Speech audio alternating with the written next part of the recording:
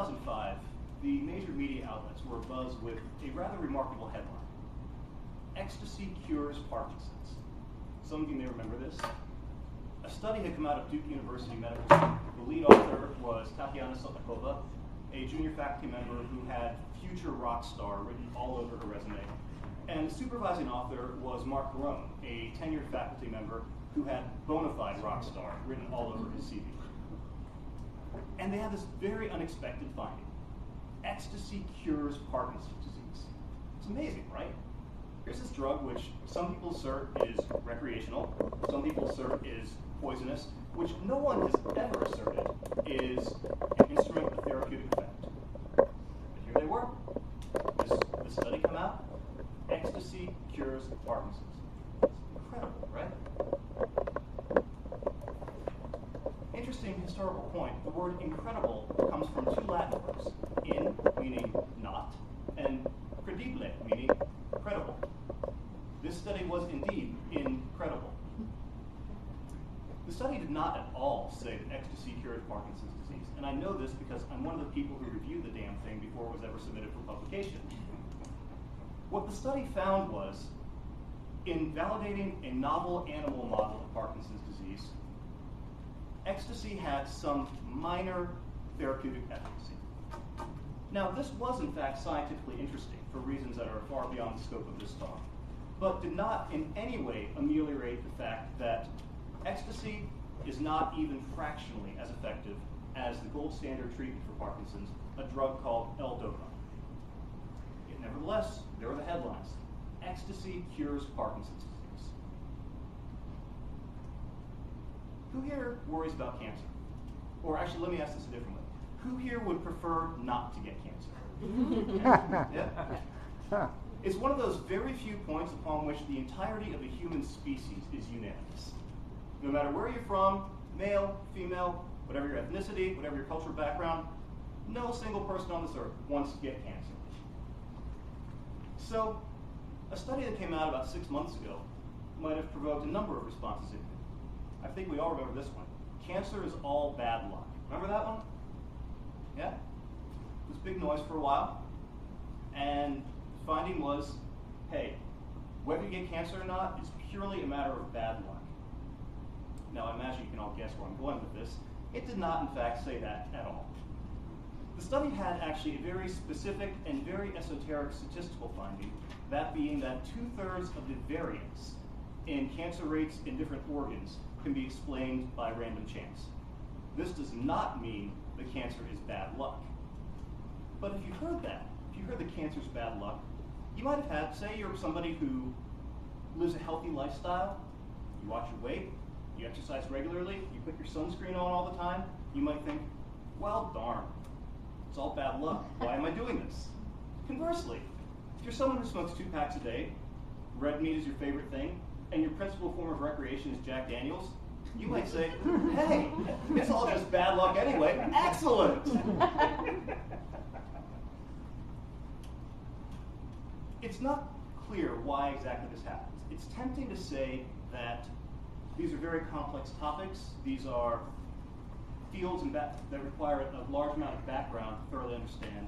And the reporters who report these things just don't get what they're reporting. And that's why we have this miscommunication between what the studies actually find and what is reported. But to my mind, that doesn't cut it. Reporters who cover science articles are just that, science reporters. This is their job.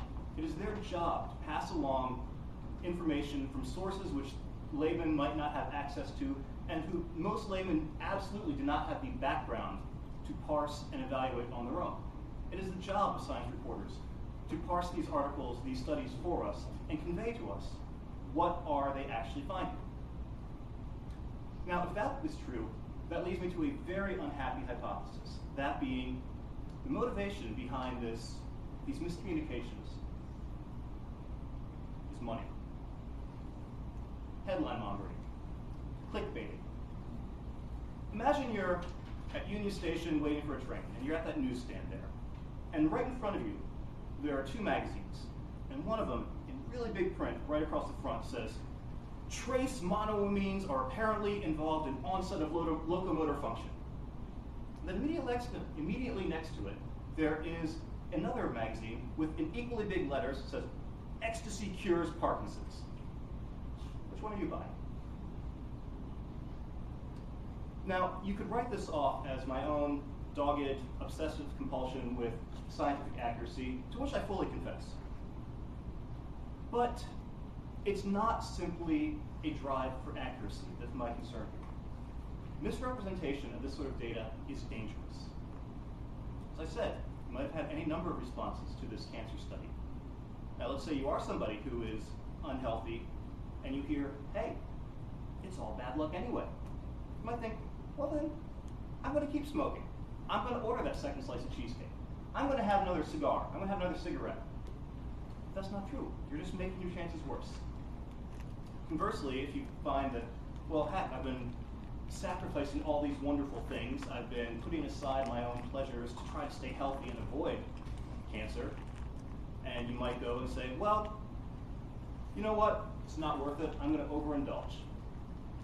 And you're just lining yourself up for greater risk.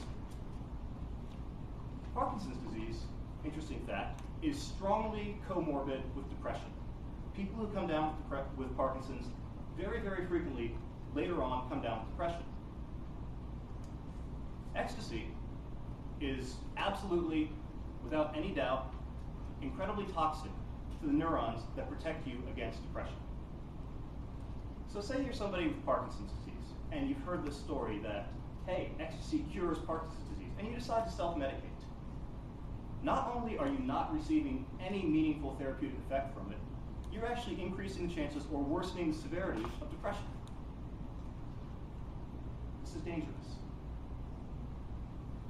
I don't think anything can be done from ourselves to drive the media towards more accurate reporting. But what you can do is think like a scientist. Be a skeptic. A skeptic is not a cynic, and that's a very interesting point. And in fact, scientists are not cynics at all. We tear apart ideas because we want them to be true.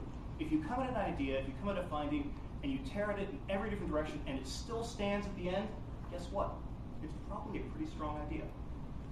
So anytime you hear one of these things, go after it. If somebody passes along, let's say that heart disease can be cured by pig's blood, find the paper, read the article, talk to somebody in the field if you don't have the background and say, what do you think about this?